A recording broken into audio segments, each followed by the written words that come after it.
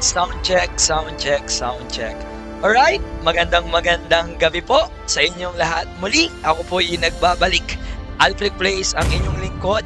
Kasama niyong shoutcaster for tonight at ang dalawang kupunan na muling magtatagisa ng galing para dito sa ating game. Crowned by Number heaven's 2 Grand mandate, Finals dito my pa rin legacy sa shall XML endure. Tournament Quantum Arena. Walang iba kung hindi ang Hydra Esports and Deus Volt Ascend. Hydra Esports sila po ang nanalo ng ating game number 1 and currently on the match point. No? Isang panalo na lang. They are just one win away to secure the championship laban sa Deus Volt Ascend. Hydra Esports, nandito pa rin si Very Basic, Pacific Rims, Akainu, Naes at si Young Godsai. And for the members ng Deus Volt Ascend, nandito si Jack Tizzy, Juk Tizzy, Ryu, Mura at si Merceya. Uy, sa mga viewers natin, magandang gabi po. The Sa southern inyong lahat dyan, seas are lalong-lalo na my sa mga domain. viewers natin abroad, ingat po kayong palagi, no? Meron currently na gera, nagkakabagsakan ng mga missiles between Iran and Israel at tumutulong yung US, no? So, sa mga nanonood abroad, I am a mag-ingat po daughter of tayong Northern palagi Vale. dyan, Your no? team, Dalangin I po swear to na protect it sana'y, till my last matapos na breath. yung mga kaguluhan, pero yung gulo Call me dito a sa hero XML because I tournament saved my nation magsisimula from pa lang falling apart. dito sa ating ikalawang salpukan for the first two bands ng Hydra Esports, removing yung Kadita and Zitian, habang Freya and Zushi naman ang tinanggal ng Deus Volt Ascend. First pick, YSS, Very Basic. Back-to-back games pinili ng taong to yung kanilang Isun Shin. So again para sa Hydra, Fight! hindi pa Fight tayo for the sure ultimate kung yung answer. YSS na Among the magiging planes champion nila. exists the Dahil equilibrium, posibilidad na which maging gold I lane was pa made for. itong hero na to, pero ang sagot ng Deus Volt Ascend, yung Eve ay ilalabas dito ni Ryu. Ganun din ang isang Hilda na hindi pinansin yung Graka, no? Kanina nung game number 1, kung matatandaan nyo, gumamit po ng Grak itong si Kuya Nura, pero right now, Them play the Hilda hero. yung kanilang I will be the ipa-prioritize, habang ang truth this sagot ng world Hydra desperately Esports needs. Yuzong ay isi-secure nila, and mukhang high-loss na yung Iron rover. Steed, Ayun ready to Your engage. team na-secure na nga ni Pacific Rims yung kanilang rover. High-loss ang magiging tangke at magiging fronta ng Hydra Esports, kasabay yung Dragon na ilalabas ni Akainu later on. Last hero yung ating iniintay para sa Deus Volt Ascend. Ano kaya yung mga posible pang kunin ng Deus Volt? Uy! I've been Yung waiting Kari for too pala, long. no? Sabi dito ng Deus Volt, boss, ang kunat ng composition nyo. Sige, ito yung magsishred. Ako yung magdideal ng damage. Sa akin manggagaling yung true damage. Parang yung kaibigan mo, no? May sinabing totoo at hindi mo matanggap. Ang sakit at i-real talk. Diba? Masakit talagang maramdaman yung katotohanan. Kaya ganito yung mangyayari for the side ng Hydra Esports. Experience the Kapag youth's binalatan ka suffering. ng mga true damage na manggagaling dito kay Juk Tizzy and Granger will be disabled para sa Deus Volt Ascend. Last hero yung ating iniintay, isang hero pa yung ating kinakailangan para tanggalin sa Hydra Esports. Valor and royalty in a Leopold dead body. ay tatanggalin ng Hydra. One hero left, alright? Isang hero pa yung ating iniintay. Uy, dalawa pala, no? Sorry. Dalawang heroes pala yung ating inaantabayanan pa na pwedeng makuha for the both teams. Joy is open. So, ang tanong ay gagamitin pa itong Joy na to ni What time is it? Ayan na, It's kinuha na naman time! back-to-back games Jack Tizzy para sa kanyang Joy. It is in Mukhang, despair may that I pagbawi, see the no? fondest Yung Deus Volt Ascend, hopes. dahil kanina nung game number 1 ay nabigo po silang makabangon, no? Doon sa Hydra Esports, pero right now yung Hydra ay nagsisilyon ng Insatiable kanilang power. kasabay. Your It team consumes until nothing Na remains. si C. Lion, di ba? Young Godsai picking up the Cecilio na grabe yung potential pagdating ng late game ng Hydra Esports dito. Dalawa yung kanilang marksman at meron silang Cecilio na naaasahan pagdating ng late game. Pero ang Deus Volt Ascend, mas malakas yung kanilang power spike sa early game. Diba? Nandyan yung kanilang Joy. My Meron silang kiss. carry na pwedeng isagot Will it doon sa grant dulo, ultra late game. immortality And yung Ahalis or ay death? sisecure na nga rin ni Merceya. Hindi pinansin yung Sora, boss, Available yung Sora pero wala silang pakialam. Last 10 seconds mga kaibigan at dadako na tayo sa ating game number 2. Again, sa mga viewers natin, magandang gabi.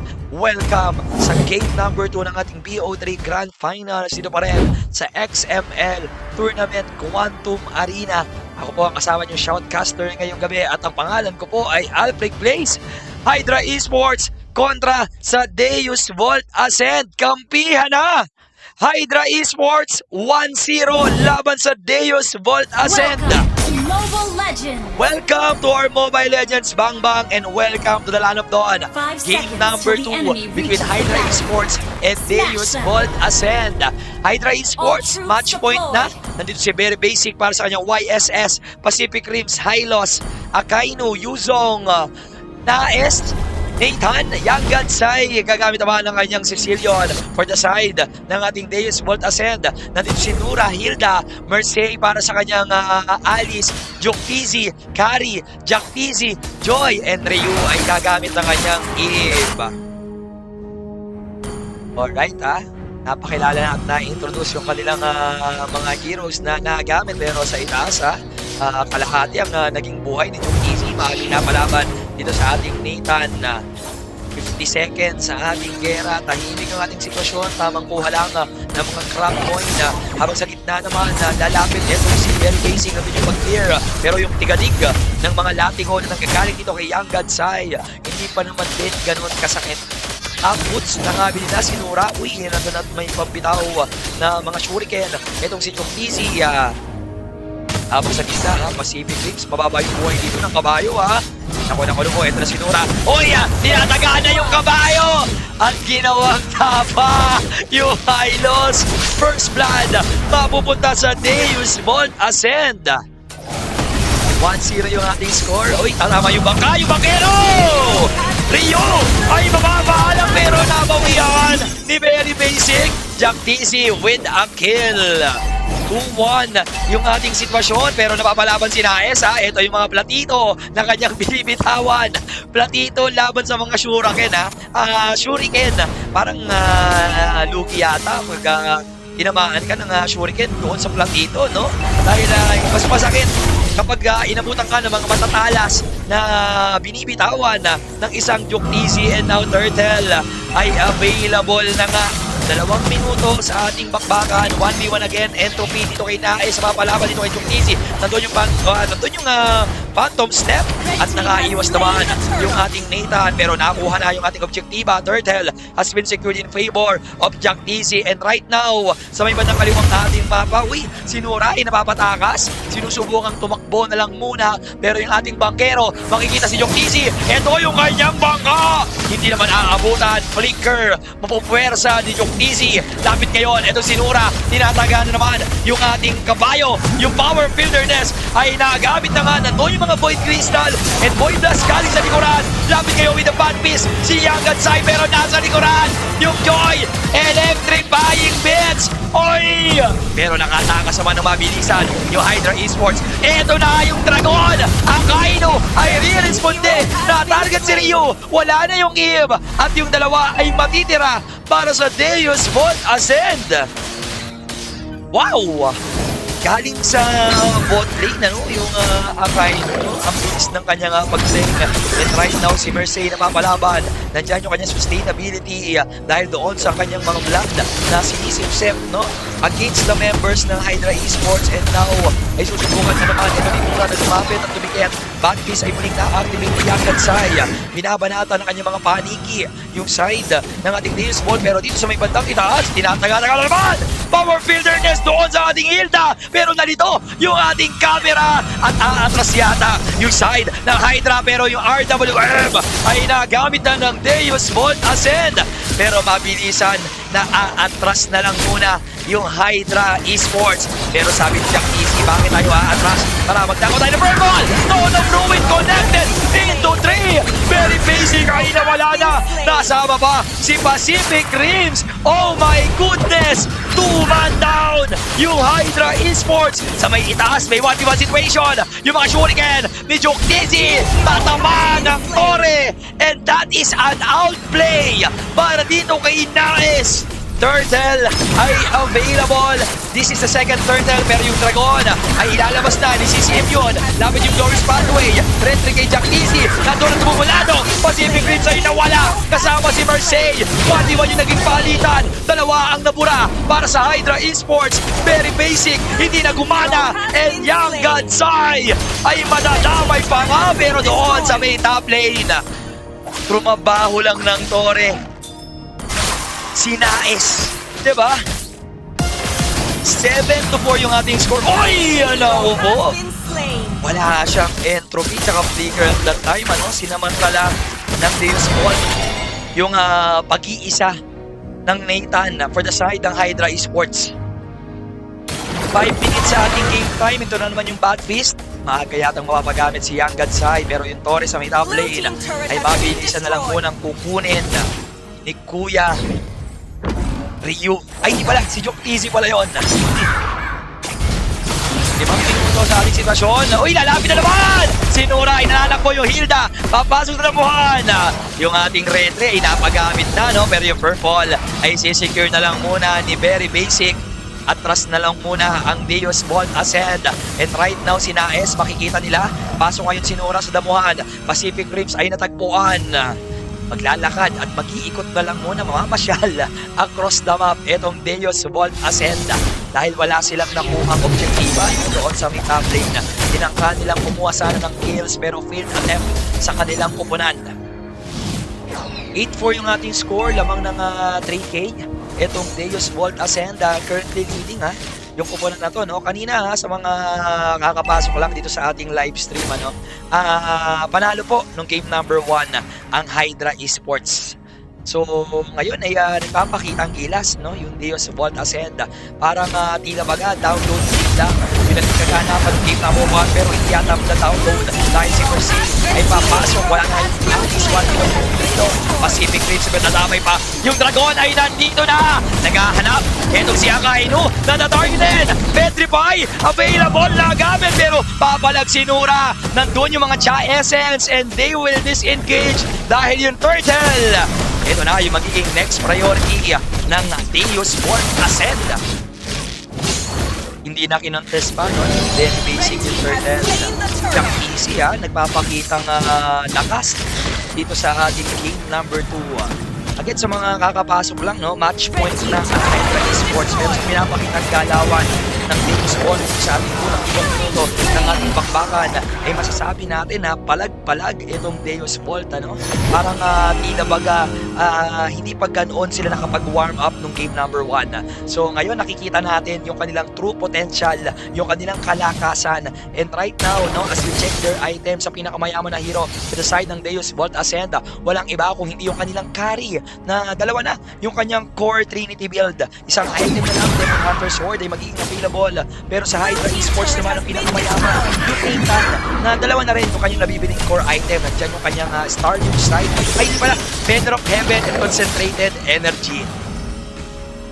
8 minutes sa ating game time, mga bossing, mga madam.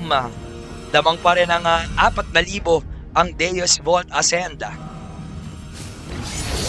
Lang tumahimik yung sitwasyon, ano? Nag-ingat na yung ating mga kupunan na ayaw mo nang magpagbalag-baga na play safe, kumbaga, yung Hydra Esports, no? Considering na yung kanilang lineup na yung kanilang lineup na nila dito, no? Medyo matagal yung kanilang power spike. Kailangan pang magkaroon ng 3 items, yung Sinialis, pati si Very Basic, pero hahabulin nila sinura. Nananap po yung Hilda. Napagamit na nga rin ng Bat Fist si Young Godsai, pero wala namang kinabutan at that time. Transition sa gitna, etong si Akainu, yung ating Jong ay susubukan depensa, pero sa may itaas ay nagbabasag lang ng second tower si Jack Easy. Successful tower take in favor of Deus Ball Ascend. Uy, sabi close, ito na yung Corvette.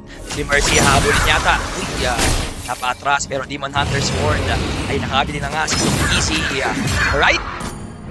9 minutes sa ating oras, Lord ay available.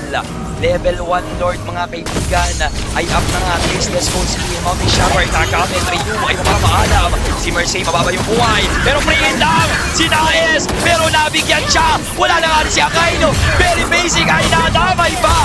Triple kill para dito kay Mercy.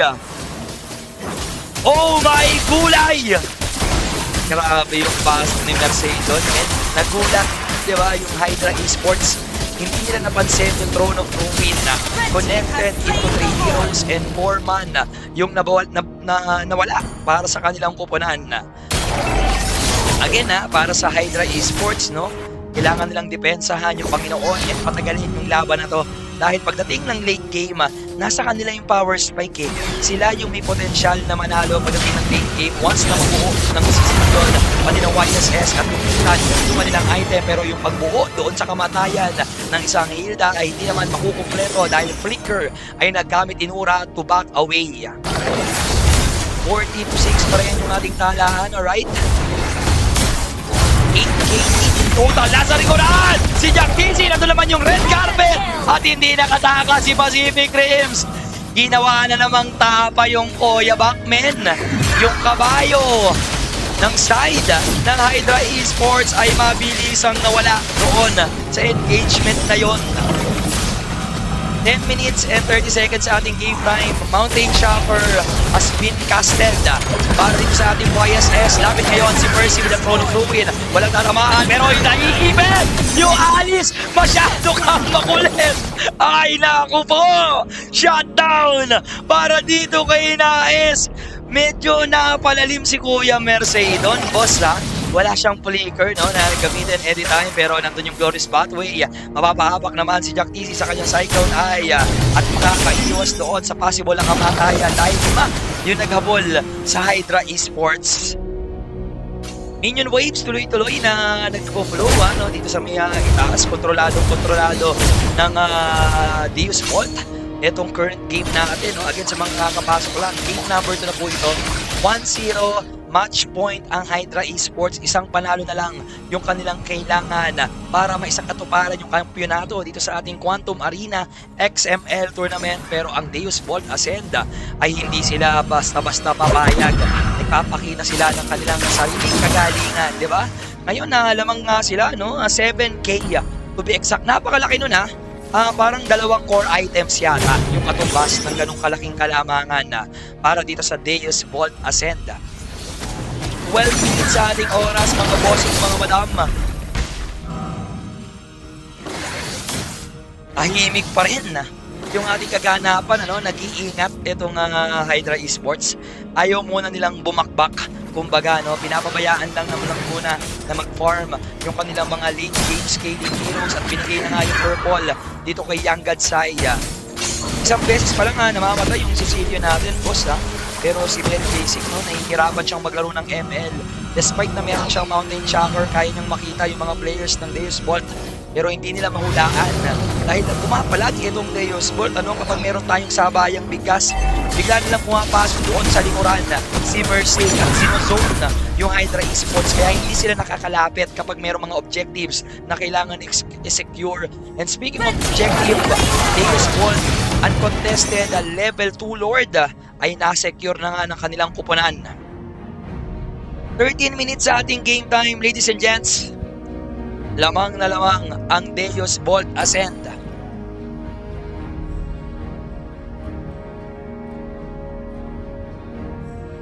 $8K lead para sa Deus Vault. Iniintay natin yung pag-spawn ng Lord Ayan na, ito na yung Panginoon, tol. Lalabas sa main top lane yung ating Panginoon. Nakasilip si Nura. Pasok kayo yung ating Hilda. Dito sa Queen Rose. Tinatamaan ng mga paniki. Galing kay Young Godsai. Nako, medyo nararamdaman na yung damage output ng Cecilio si Nura na hindi pa namamatay ay papasukin itong si Akaino, yung Dragon nag-transform. Jax TC with unstoppable. Lapit ngayon si Nura, very basic, nakatakas pa, pero si Jax TC ay naiwan. Naes with a shutdown, double kill sa kanyang katauhan. 2-man down ang Deus Vault Ascend. May reload manipulation, flowing blood goes in. Throne of Ruin connected into 3. Pasok kayo yung ating Panginoon. Mega kill kay yung TC and Mercy ay mababawian. 2, hindi pala, 3 na ang naubos para sa Hydra Esports, habang 4 naman ang natanggal sa Deus Vault Ascend. pero mission accomplished pa din yung Deus Bolt, boss ha. Yung kanilang kagustuhan na makabasag ng mga internet ay naging successful nga sila. Nabasag nila yung Tori doon sa may top lane. At the same time, ay nalagas na nila yung mga second turrets ng Hydra Esports. And right now, si Joktisi medyo matapang yung kanyang pinapakita rito ha. Wala siyang kasama pero sinubukan niyang mangagaw o kumuha ng mga orange buff coming from Hydra Esports. 18 to 11 yung ating talaan. Dominance Eyes ay meron na si Pacific Rims. Ganun din yung Divine Flame galing dito kay Young Godsai. Lord ay magiging available in 60 seconds. Medyo may katagalan pa naman yung ating Panginoon. So probably baka kumuha muna ng pick up itong Deus Bolt para at least kahit pa paano once na maging available yung Lord, bawas or kulang ng isang tropa o dalawa yung Hydra. 18 to 11 yung ating score, 6k lead para sa Deus Bolt Ascenda. Alright. So, ngayon ay walang informasyon ng Hydra. Hindi nila alam kung nasaan yung Deus Bolt despite na meron silang ultimate na manggagaling dito kay Very Basic. Tinitipid din, 'di ba, ni Very Basic yung kanyang ultimate, no? Siguro iniintay nila yung pag-spawn ng ating Lord pero nagpakita lang nga sa baba itong si Joktisi, i-clear mga minion waves para i-balance yung flow ng mga minions para dito sa Hydra Esports. And now Lord will be available in 6 seconds. 6 na segundo para sa ating Lord. Windtalker ay nakabili na si Joktisi. Nako.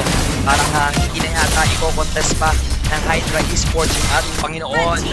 And Deus Bolt Ascend securing this level 2 Lord. Level 2 ba? Pangatlo na. Level 3 Lord na pala to mga boss. Level 3 Lord. Fountain Shocker again ay napagamit na etong si Very Basic para makita kung saan pwede nga manggaling yung Deus Bolt. Nandun yung Flowing Blood ni Marseille pero nasilayan ng Hydra na nandun na nagtatago sa may bandang gitna yung Alice. Nura nakaharap, yung Hilda nakasilip din yung kanyang mga kasamahan. Hilda nyo sa aking tumama! Pero napagamit ng ba si Young Godsai. Akala niya papalag yung Deus Bolt, dito na yung carpet na ilatag natin. Pero sinusubukan ni Pacific Rim sa depensa, natarangan yung ating ikatlong Panginoon. And they will be successful. Hindi nga nakapitalize ng Deus Bolt yung ating Panginoon. Hinabutan itong sinura, hinahabol. Nandoon yung kanyang immortality, popping up na SPY. Natamaan ng bad impact pero naging sapat yung kakunatan ni Nura na makatakas. Pag-apak dun sa damo, disengage ang buong tropa ng Deus Bolt Ascend. 18 to 17 yung ating score, ladies and gentlemen. Nasa delikadong sitwasyon ang Hydra Esports. And right now, sa gitna, ito na si Marseille. Magpapakita ng Flowing Blood doon sa mga damuhan ng posibleng pagtaguan ng Hydra Esports. 6k lead ang lamang ng Deus Bolt mga kaibigan. 6k lead ang kalamangan in favor ng Hydra Esports.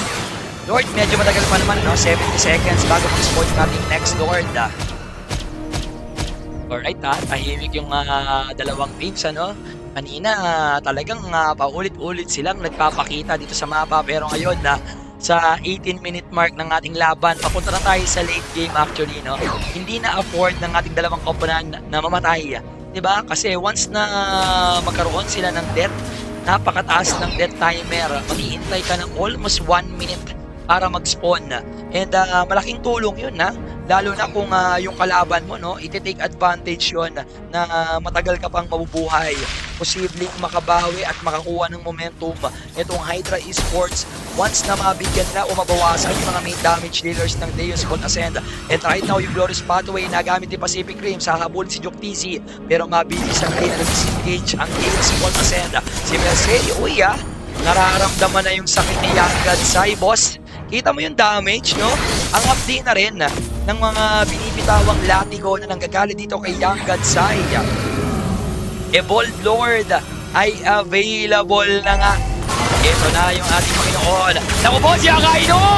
Furious Dive ay maiipit. Nandun yung Sanctuary Claws. Hindi naman din tatama. Lapit ngayon yung kabayo ni Pacific Rims. Ito na yung hagupet ng mga lumalagitik. Uy, gumamit ng carpet si Pacific Rims. Akala niya may kalaban doon. Pero ito na, nirarantran yung Panginoon. Yung dragon na ilalabas. Flowing Blood connected. Nandun yung Throne of Ruin. Si Mercey ay nandun sa gitna. Pero yung Lord, kay Rio mapupunta. Si Jack Dizzy ay nabaalam. Naku po, master kill para kay Jack Dizzy. Free hit lang yung carry. Maghahamol si Mercey. Double kill para dito kay Jack Dizzy. Ang Rhino ay mawawala habang si Mercey ay makakatakas pa nga. Alright. Nako sumisikip yung mundo ng Hydra, men. Naagawan na naman sila ng ika-apat ba? Yes. Pang-apat na Lord ang muling na-secure ng Hydra Esports, ano? 20-minute mark sa ating laban. Ito na yung ating Panginoon. Lapit ngayon. Pasok, pero ito na yung Power Wilderness. Na-take down si Very Basic. Buhay pa yung Lord. Nandito yung pump ng Immortality. And Mercey ay matutumba. Lapit ngayon yung mga Latigo, pero Jack Dizzy ay mapapwersang umalis na lang muna. Naka-depensa pa ang Hydra Esports. Hindi pa tapos ang pag-asa para sa Hydra. Sila ay umaariba at umaarangkada pa dito sa depensa ang kanilang pinapakita. Diba? Hindi pa sumusuko, no? Umupuso pa ang Hydra. Hindi pa kailangan ng ambulansya. Distansya ay sapat na. Alright? 21 minutes sa ating gera. Deus Vault Ascend. Failed attempt para i-secure yung panalo na yon. Level 5 Lord yung ating iniintay. And 21-minute mark na ng ating laban. Tumatagal yung ating laban, tol, ha? Men, tandaan nyo, double marksman yung lineup ng Hydra Esports at meron silang Sicilian. Right now, hindi na nagmamatter kung sino yung nakalamang ng early game and mid game. Kasi pantay-pantay na yung kanilang mga itemization, no?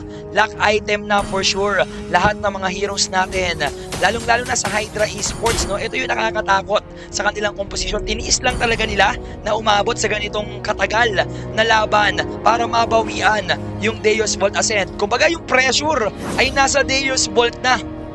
Diba? Unti-unti yung momentum ay nagsishift towards Hydra Esports. And right now sa bottom lane, etong si Naes ay magpapakita, nasilip naman ni Jack TC, tamang clear lang ng mga minion waves at magsisipag-atrasan, mabilisang magbaback away ang Hydra Esports. Lord ay marching on. Nakita si Jack TC, nag-clear ng mga minion waves doon sa may top lane. May glorious pathway na ikakasa, pero ito yung 4v2 situation. Aabon nila si Kuya Naes. Entropy goes in. Napagamit ang RWM. Jack TC with the electrifying bits, taking the life of Kuya Naes. Mag-ahabol yung Deus Vault Ascend dahil kulang ng damage dealer yung Hydra Esports. Oh my goodness! Wow! Ang lalim ng naging pwesto ng Hydra doon, tol. Diba? Wala nang naging no choice doon si Naes. Siya yung pilit na inabot. 4 yung naghabol galing sa Deus Vault. Aabot ba? Aabot naman, no? 20 seconds bago mabuhay. Itong Nathan ng Hydra Esports. Yung character ay napitawan. First stage na ultimate. Throne of Ruin na naikasa, pero mabilisan din na mauubos ng Hydra Esports yung mga minions na nagpo-glow doon sa gitna. Maninaw Lord will be marching on the top lane. Level 5 Lord to, mga bossing, mga madam. Ikalimang Panginoon ang ating iniintay na magmarcha doon sa may top lane. Holy Crystal ay available na dito kay Ryu. Ito na yung Panginoon, yung Diyos ng Lalong ay nandito sa may bandang itaas ng ating mapa. Banmist ay nagamit na ni Yang Gansai. Ito na yung Entropy. Nakasilip si Nura. Meron siyang Immortality. Lapit ngayon yung mga tropa. Uy! Papasok pa! Pumasok with the Throne of Ruin si Mercey! Pero wala siyang kasama! Walang naging follow-up damage coming from Deus Vault Ascend. Aray ko be! 24-minute na ng ating laban. Nako. Ilang segundo si Mersey? 45 seconds. Ito na, yung Hydra Esports. Sila ngayon ay umabante. Glorious Pathway ay nagamit. May RWM dito kay Ryu.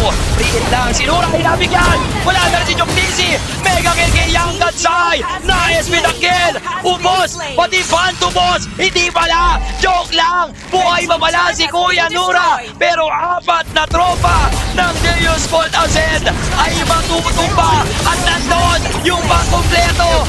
Wipe out yung Deus Bolt Ascend. And Hydra Esports, comeback Israel! Winalis ang Deus Bolt para kunin yung kampyonato dito pa rin sa XML Tournament Quantum Arena. Congratulations po mga bossing, mga madam. Ang inyong kampyon, ang Hydra Esports sweeping the series 2-0 against Deus Bolt Ascend dito po sa Quantum Arena ng XML Tournament. And our MVP, congratulations mga bossing, mga madam, si Young Gatsai na gumamit ng Sicilian. Congratulations everyone, lalong-lalo na sa Hydra Esports. Maraming salamat po sa XML Tournament for having me. Ang inyong shoutcaster ngayong gabi, ang pangalan ko po ay Alfred Plays. Good night!